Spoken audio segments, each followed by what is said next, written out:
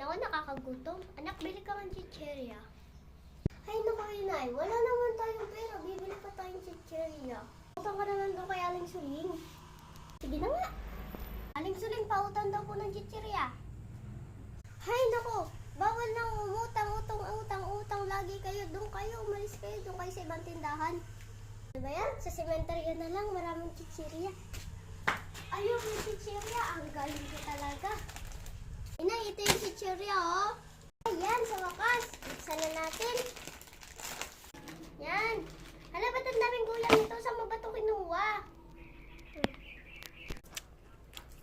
Sa sementeryo, bakit?